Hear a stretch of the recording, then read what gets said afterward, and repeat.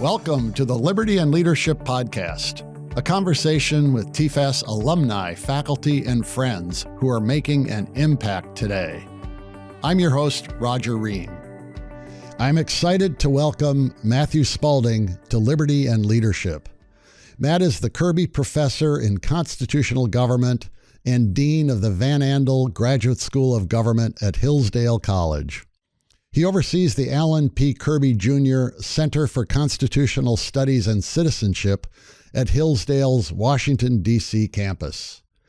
Matt is the author of several books, most recently, The Making of the American Mind, the Story of the Declaration of Independence. And previously, he wrote, We Still Hold These Truths, Rediscovering Our Principles, Reclaiming Our Future. Matt is the original executive editor of the Heritage Guide to the Constitution, a line-by-line analysis of each clause of the U.S. Constitution, and he currently serves as academic advisor for Freedom 250. Matt, welcome, and thank you for coming on the show. It's great to be with you. Well, we have a lot to talk about. You have an excellent new book. Thank you. And we'll dig into that. My first question, which you can dismiss if it's way off target here, is this is a particularly timely book. Yes. Being that we're celebrating our semi-quincentennial this year. The title seems to be a variation on Alan Bloom's classic, The Closing of the American Mind. Did you have that in mind when you chose the title? Yes and no. I had more in mind the original source of Bloom's title, which I assume where he got it from. It's a letter that Jefferson later writes in 1825 to Henry Lee, and Henry Lee asked Jefferson about the Declaration. What were you doing? What were you thinking? And Jefferson famously writes back to him and says, it was kind of the common. He was trying to capture the common sense of the argument. And he was responding to, I didn't look at any particular books, but it was the books of public right that were influential, Aristotle, Cicero, Locke, Sidney, etc. But then he makes this other comment was, I didn't make up new things. I wanted it to be an expression of the American mind. And so I wanted it to use that in the making of that mind, having in mind that there's this other book that comes later that Bloom writes calls The Closing of the American Mind. I wanted to focus on the beginnings of what was it, what was the story behind it, how did it develop, where did it come from, and hence the title.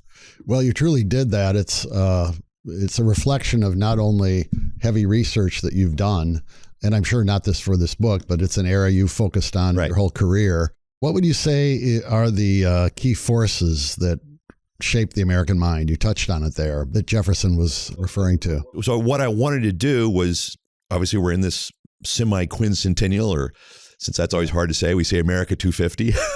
Or Freedom 250. Or Freedom 250.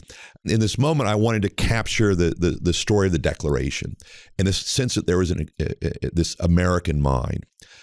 And so part of that is that's kind of a theme right there. Oftentimes we think of the Declaration and we know a few famous lines, and we think of it as merely Jefferson's ideas and these few famous lines, and we move on. But in reality, there's a much more interesting story, how it was created, where it came from, and the particular phrases and what happened to the signers, all these things. But the other thing we oftentimes overlook is what kind of informed, how do you get to the Declaration?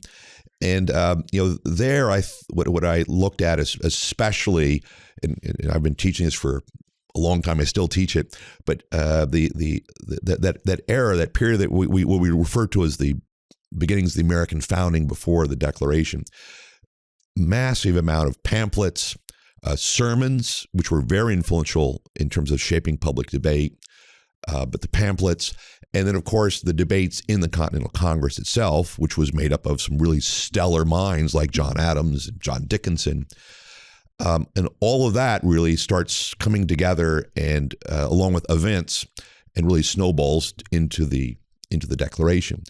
To your general question, I also very much emphasize the role that these longer, deeper intellectual traditions have on the decision for independence and the Declaration itself, because this fight between the American colonies, or the British colonies really at the time, and England, was largely a debate about the meaning of this tradition of liberty growing out of British constitutionalism. Yeah.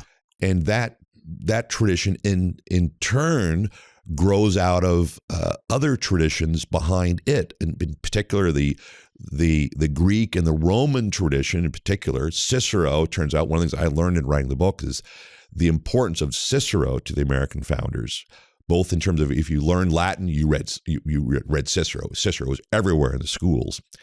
And if you studied law, which most of them did, you studied Cicero, because Cicero is the origins of the rule of law from a legal perspective. That tradition, and then the other tradition, which is very important, is the broad kind of the Christian tradition, both from the medievals and the intellectual thought of it, but also the backs and forths of the beginnings of the Protestant Revolution, the Reformation, and those things that shaped a debate about the role of religion in politics that shapes the Americans, because many of them, as we know, left England in particular to come to America to have their religious liberty. And so there's this kind of train of things coming into this moment. And then you've got these 13 colonies on the eastern seaboard, relatively isolated from England, and they learn to govern themselves largely. And then sometime along the way, after the French and Indian War, after the things start turning a different direction in England with the rise of parliamentary supremacy, you've got the seeds then for a conflict. And that's really is what kind of produces the American Revolution. Well, a couple questions that come out of what you just said. First of all, with Cicero, is that really the main thing they drew from him, was this idea of the rule of law? There was more, because once you kind of get into Cicero, you see that there's more there. What they get out of Cicero is this sense of the importance of law, but law in Cicero, and Cicero is a student of the Greek classics, Plato and Aristotle in particular, the notion that law is not merely something that we deem it to be.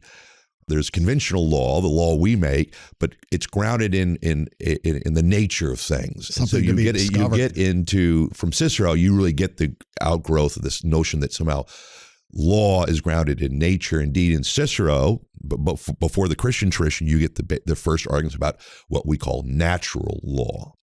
So they do imbibe all of that from Cicero, which is then, of course, overwhelmingly expanded and becomes even more influential because of the Christian tradition, its emphasis on natural law. And then, for instance, someone like Richard Hooker, the great Anglican divine, very influential, influenced Locke. He writes a lot about this concept of law grounded in nature, and he footnotes Thomas Aquinas and Aristotle. So they're getting all these influences coming in from different sources that really shape how they think about things. So I think that really defines the parameters of this American mind. Yeah, stepping forward to more modern times, I know Hayek wrote about the fact that law is something that you discover, whereas legislation is something that men enact. No, that's actually a great distinction, and that's right. And so the question is, how do you kind of put those things together? Sometimes today we have a tendency to think of it as one or the other. It's either all conventional and nothing else matters, or it's all just kind of this philosophical grounding and reality isn't. But there's this long tradition that we make particular laws. We have political orders, we have constitutions. That's very important. But those things have to be in turn grounded on something that we can see and understand and know through a very long tradition, but ultimately grounded in what we can know by our reason. There's a rational tradition, not in the modern sense, but in the classical sense. Yeah. Now, you've, I think, a couple of times mentioned them drawing on the influences of the Christian tradition. Mm-hmm.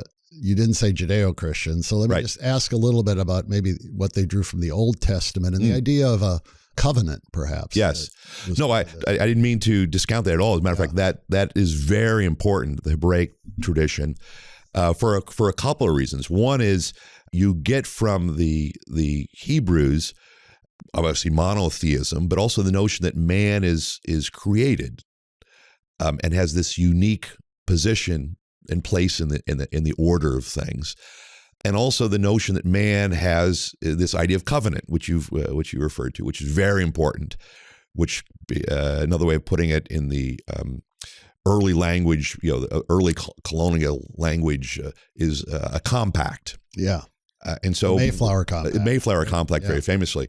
And so sometimes even with Locke, we would talk about a compact or a contract. There's a slightly different meaning once you get into a modern context, but it really does go back to that older religious theological sense of that. So I think actually the Judeo part of Judeo-Christian is important, but they did understand it as the Hebraic grounding of that really is the groundwork upon which Christianity then grows out of. There's a famous speech delivered by Calvin Coolidge on the occasion of the 150th anniversary. July 5th, he gave the speech because he didn't want to give the speech on a Sunday. Right.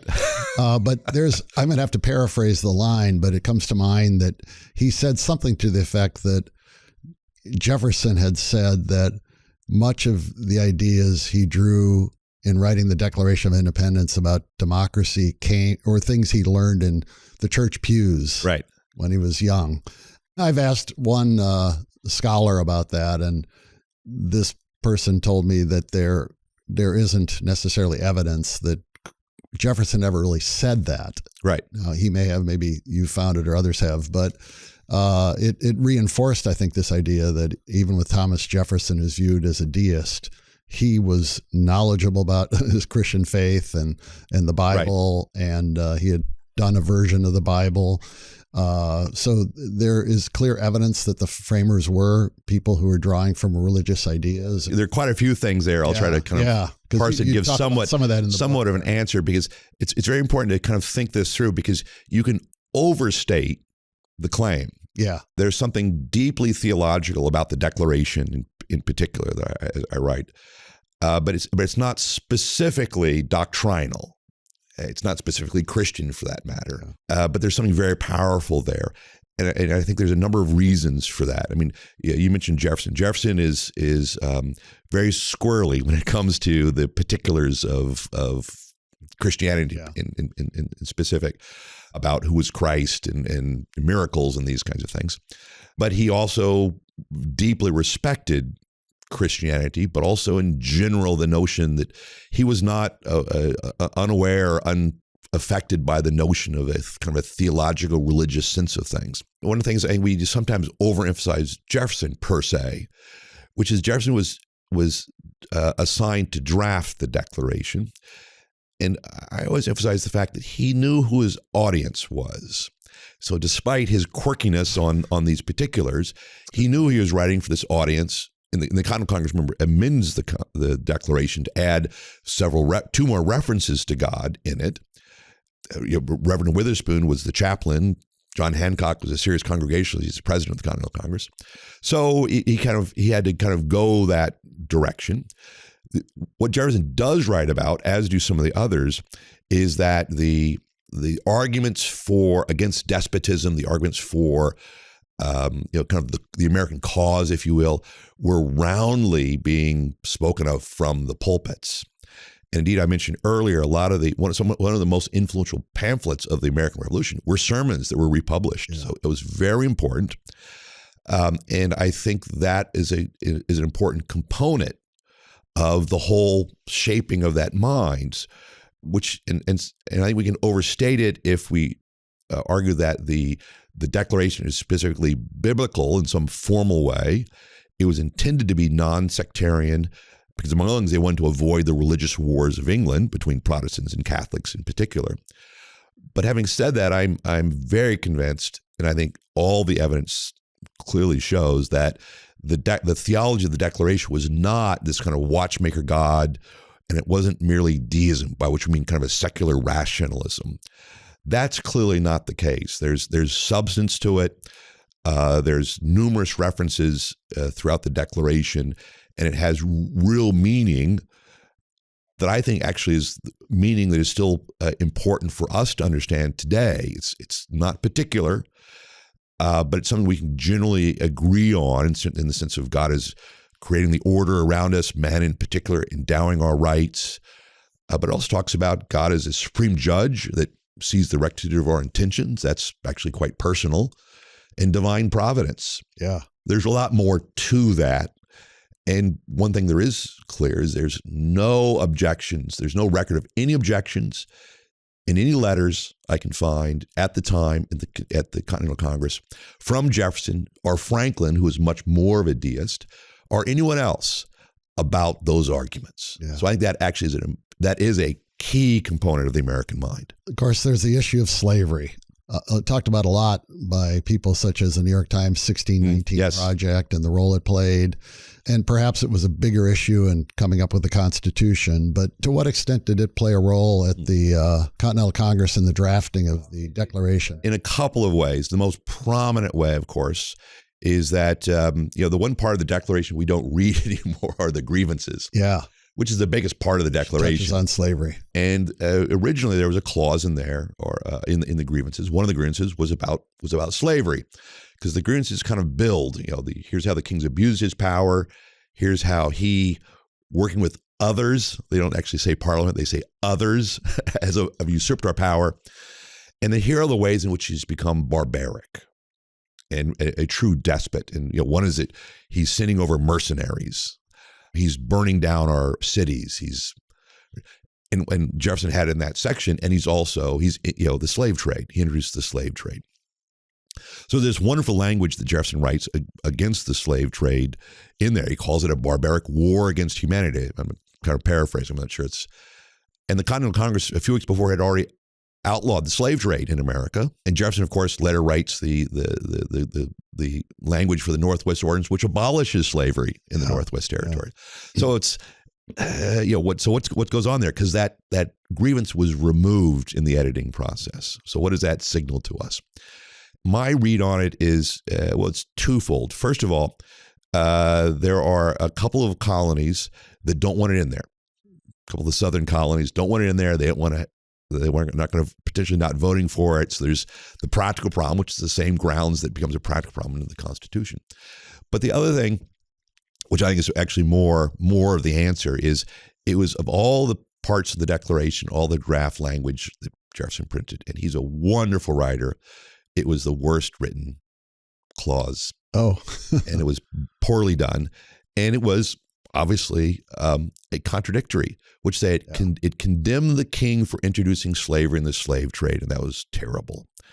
But at the same time, it also criticized the British for manumitting the slaves to fight for them. Yeah, yeah. Which said so it introduced slavery, but then it freed slaves, and both are bad.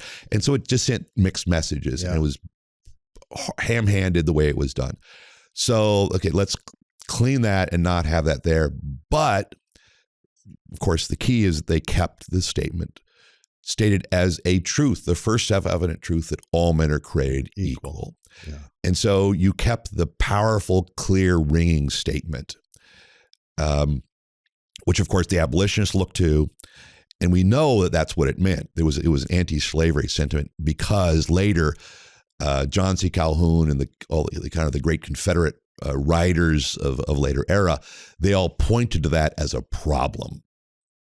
So that was clearly sent the message. So the notion that somehow the Declaration was either silent or ignored slavery, or that or by extension that the founding somehow was an endorsement of slavery, I think is just wildly historically inaccurate, and also misreads what they were actually doing. They wanted to create a country grounded on these principles, which meant that it was the principle to which we were holding out there, which is exactly how Lincoln reads it, and Frederick Douglass reads it as well. And so we kind of missed the forest for the trees. So I actually think there's a powerful argument in the Declaration about how they understood slavery, which of course really laid the groundwork there for the eventual extinction of slavery and the abolitionist movement. You've been generous with your time and speaking to TFAS students, to young professionals, to our donors. When you're out speaking to audiences, let's focus first on young people. What's your assessment of their knowledge of our Declaration of Independence and America's founding values? Yeah, no, that's a good question.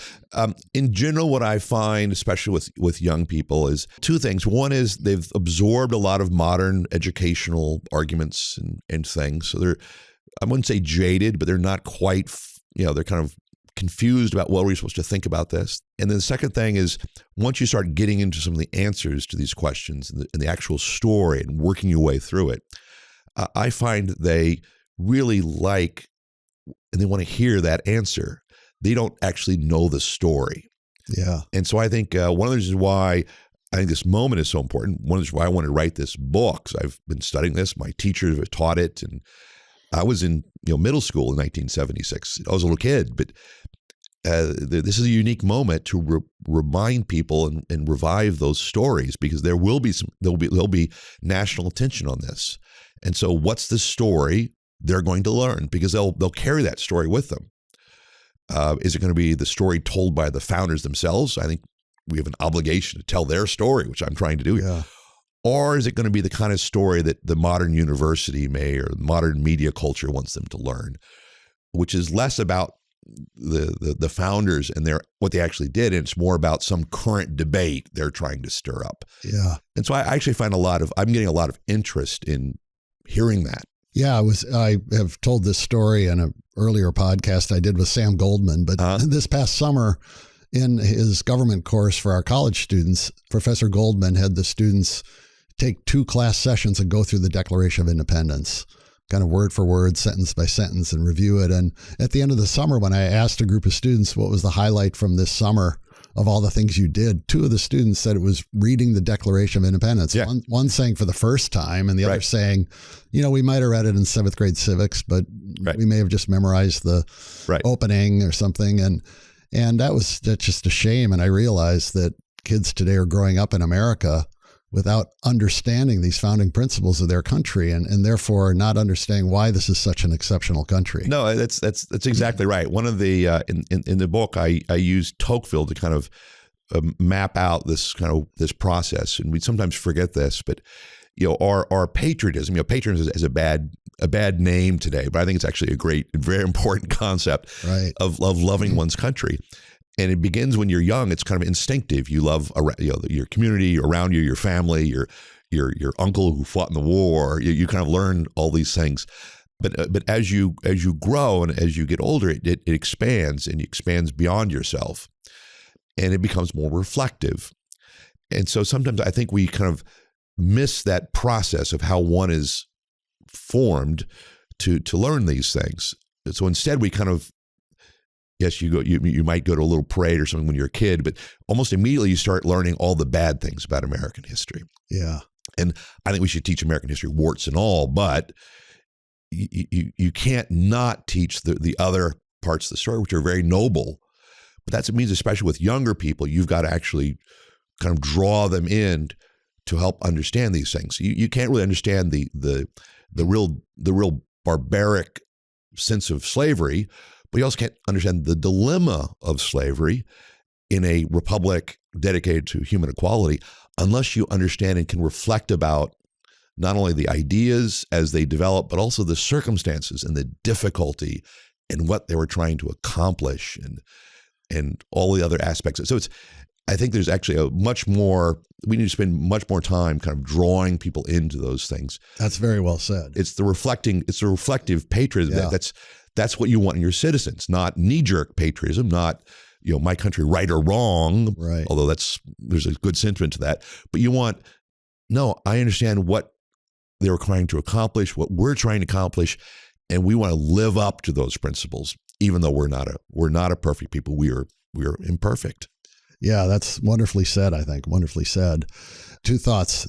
There is the progressive attempt to change the narrative starting with Howard Zinn's book, People's History of the United States, and then the New York Times 1619 Project. And I view this to America 250 as an opportunity to reclaim that narrative and give a more accurate picture, which is why your book is so welcome. At the same time, our country seems bitterly divided between left and right. We're this 50-50 country when it comes to the recent elections. But at the same time, this isn't something new, right? We've always had our divisions and bitter debates over things, slavery being one of them that led to a civil war. We fought over, the issue of tariffs, which divided North and South, and of course, Vietnam and more recent things, the civil rights movement. But do you get the sense that our country's more divided today than it's ever been, and that maybe there's hope that America 250 somehow unite us? I do and I don't. And I want to make a distinction here because in the book, I really very consciously chose not to, I don't mention Howard's End or the 1619 Project, for instance. I kind of circumvented all that. Just go direct. Here's the story. And I try to tell the story from the founders' perspective. How did they understand what was going on? And so I kind of took a different approach. And part of the reason is because I think we are both divided, but also deeply united. And I want to appeal to the part that unites us. We're divided on politics, policy. The historical debate is a component of that. And that's very disturbing. And all of that is unclear and very cloudy. Having said that, I think there's evidence, and you go around and talk to people out and about. When you're not talking about the specifics of the debate, but you're speaking more generally, the argument in my book is what I would very much associate with kind of an older liberalism, which is not conservative in the modern sense of the word, but it's broadly American. And this would have been an overwhelming consensus. And I think that sometimes, even though we should focus on the immediate debate and the divide, and especially those of us involved in political debates and things, yes, I understand that. But I think we should do a lot more of appealing to what really does, which is a common consensus, which I think there's a majority of the American people out there that are not, so far into the Howard's End 1619 world that they don't think this is still a good country. We might disagree on policy or a lot of particulars or elections or political parties, but they still adhere to that ground, if you will. Well, if you're ultimately going to reunite the country on these other matters, you need to have that grounding there. So I think this anniversary is a time when we should be appealing to and strengthening the grounding. Yeah, that's my objective. Yeah, I think you're right. I think if you talk to most people, the vast majority of people, they would agree with the basic founding ideas and the idea that we should all live in freedom, that we should have a system of economic freedom, personal liberty. Yeah, but also the general notion that the rule of law, we're equal before the law, but you got to have a sense of equality. Behind that, religious liberty, toleration. All of those are all the key concepts that grow out of our founding. And so you want to kind of recapture all that, because yes, we can disagree on all sorts of things, and Americans, we like to disagree on all sorts of things, but there is something fundamentally different about America that has given rise to this very free, very self-governing republic that's worked for this long time. But that's because there has been this grounding. And I fear that this debate, which is kind of harsh in many cases, is kind of eating away at that. But I get the sense that there's a wide swath of American people that still think it's a good country, still enjoy their freedoms, still want to live in peace and communities and families, and have a job to go to and take care of their children. And so, well, what do they need? They need to understand that that there is an America, that these ideas are something we can hold in common, that it's not a partisan, bitter divide, and you got to choose one side or the other, although the politics still matters in that sense, of course. But there is something there we can all adhere to. And I think in this anniversary was going to be a natural occasion to point to that. And I'd like to, okay, then let's take that instinctive patriotism, which I think is out there, and draw it in, be more reflective. What gives rise to that? You enjoy your economic freedom. You enjoy the ability to succeed in America and flourish. What gives rise to that? Yeah, we're still the magnet for much of the world. They'd like to come to this country. I always point out, isn't it interesting, all these people around the world, where do they want to go? Yeah. I mean, they don't want to go to Russia or China or Cuba. They want to come here. Yeah. Why is that? Yeah. It has something to do with these principles. That's very important. Right, and very few Americans who want to leave and go elsewhere. We don't have to build walls to keep people in. Right.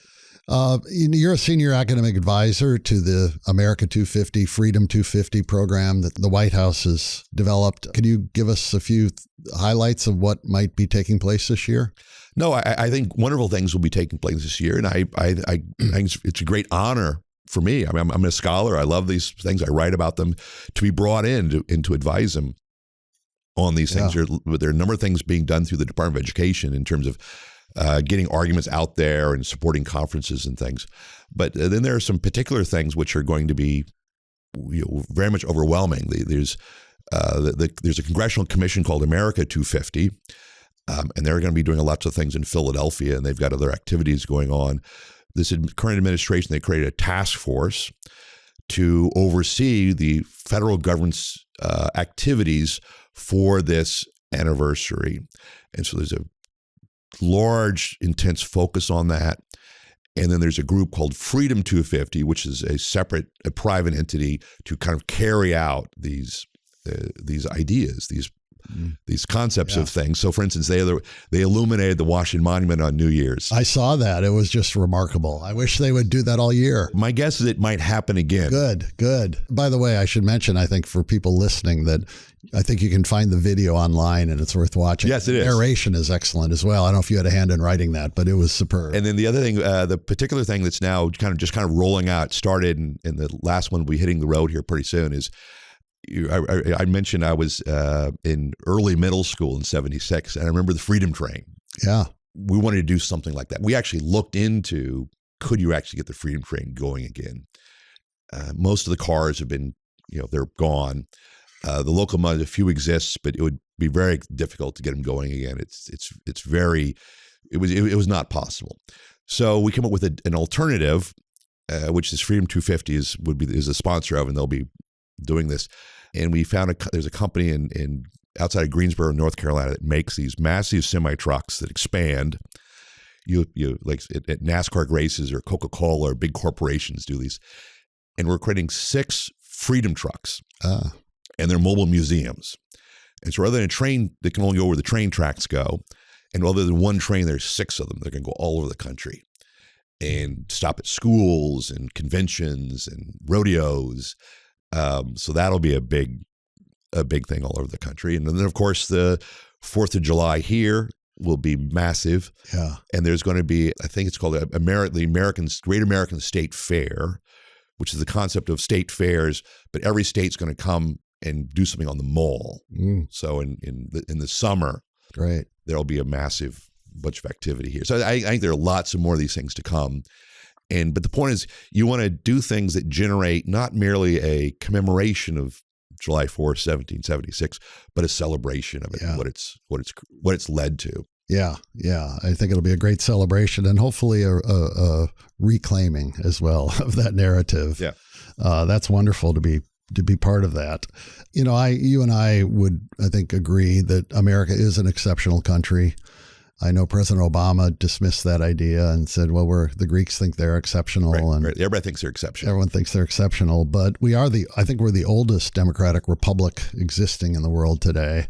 We've stuck to our one constitution at a time when many countries, especially in this hemisphere, unlike the French Constitution, which is in the periodical section of the library, has changed so often. Yeah. But if someone asked you, why are we an exceptional country, how would you respond to that? Well, first of all, I think it's exactly the point here. What makes America different? And I think it comes back to these principles and as best enunciated beautifully in the Declaration of Independence, which is what makes us exceptional is that we are a particular nation. We have a particular history, a particular people, particular circumstances. But this particular people had the radical idea. And I mean, and the word radical means rootedness, right? Not. It wasn't revolution like the French Revolution. It was radical in the sense they went back to the root of things. This particularly had this idea, which in 1776 was a crazy idea, to begin and found a republic on principles that were actually universal. When they say all men are created, that means all men are created equal. And we, in this particular place, are going to build a particular country based on that.